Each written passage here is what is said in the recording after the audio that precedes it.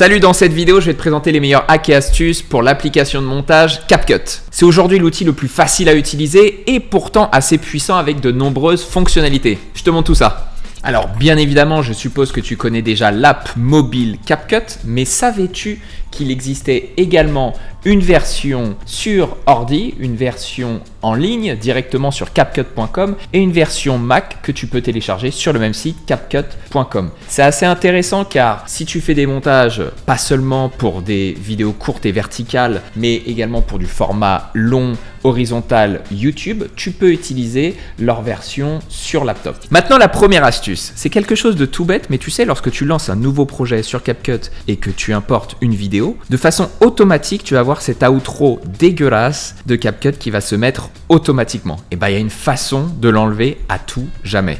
Tout simplement, tu vas cliquer sur l'icône paramètres et enlever, ajouter une fin par défaut. Et voilà. La troisième astuce va être la possibilité avec CapCut d'éditer une vidéo en rythme avec la musique. Donc tu vas uploader une nouvelle vidéo puis y ajouter un son. Une fois que le son a été ajouté, tu vas le sélectionner, cliquer sur rythme. Là, tu peux soit ajouter un rythme directement par toi-même, manuellement, mais CapCut le propose de le générer automatiquement. Tu vas voir qu'il va être représenté par des petites boules jaunes.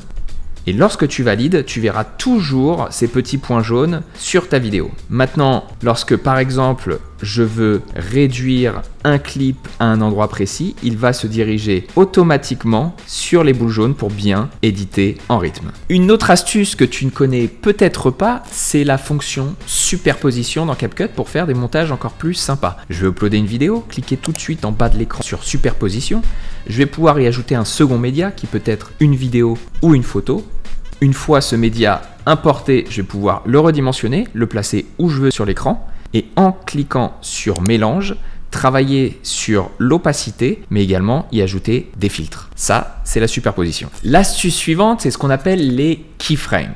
Alors regarde bien, je veux que sur cette vidéo, j'ai un zoom avant sur moi qui soit graduel, du début à la fin. Donc ce que je vais faire maintenant, c'est que je vais sélectionner ma vidéo et cliquer sur ce diamant pour figer ma position. Là, j'explique qu'au début de la vidéo, je veux que le zoom soit comme ceci. Et je vais m'avancer dans la vidéo, par exemple ici, pincer avec mes deux doigts l'écran et zoomer sur ma tête. Vous verrez qu'un deuxième diamant s'est ajouté automatiquement parce qu'il vient de figer cette position. Et maintenant, lorsque j'appuie sur play, on va voir ce zoom progressif sur ma tête jusqu'à la position finale. C'est ce qu'on appelle les keyframes et on peut le faire autant pour un zoom que pour un effet, que également avec le son. Donc c'est très pratique. Maintenant, une astuce indispensable que permet CapCut, ce sont les sous-titres automatique. Ce que je vais faire, c'est que je vais appuyer sur texte, puis directement sur sous-titres automatiques. Là, je sélectionne bien la langue, ici le français, et je démarre. Je verrai maintenant que les sous-titres se sont bien affichés. En les sélectionnant, je vais pouvoir les retravailler, c'est-à-dire vérifier qu'il n'y a pas eu de faute d'orthographe. Mais en plus de ça, en appuyant sur police, changer la police, le style, des effets, voire même des animations. C'est assez complet ce que propose CapCut. Et donc maintenant, c'est à vous de travailler ces sous-titres comme vous le souhaitez. Mais vraiment, en 2 clics et 20 secondes, vous avez une des fonctionnalités les plus importantes aujourd'hui sur du contenu vertical. Comment amener plus de dynamisme sur une vidéo qui n'en a pas?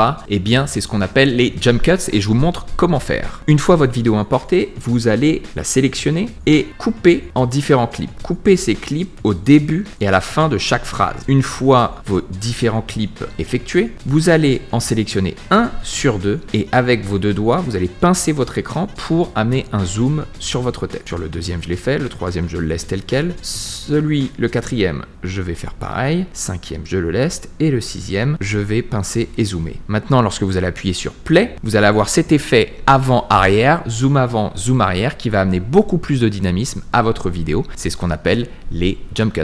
Vous pouvez également faire ce style de montage, cette fois pas en jouant sur le zoom avant-arrière, mais en jouant sur différents d'angles de caméra. Maintenant, une autre fonctionnalité et un hack très intéressant que propose CapCut, c'est la fonction de tracking. Traquer quoi? Eh bien, traquer un élément dans l'espace. Je vous explique. Là, j'ai uploadé une vidéo et j'aimerais qu'un élément, un texte par exemple, va suivre le mouvement de ma tête, de la gauche vers la droite. Donc ce que je vais faire, je vais commencer par y ajouter du texte, bien le positionner au-dessus de ma tête et je vais le faire durer qu'à la fin de la vidéo. Ce que je vais faire maintenant, c'est cliquer sur suivi. Une bulle va apparaître. Là, il faut que dans cette bulle, vous ayez sur le point l'élément qu'on va devoir suivre, mais également dans la bulle doit apparaître l'élément qui va suivre, c'est-à-dire le texte. Là, on voit que j'ai bien réussi à cadrer tout dans la bulle.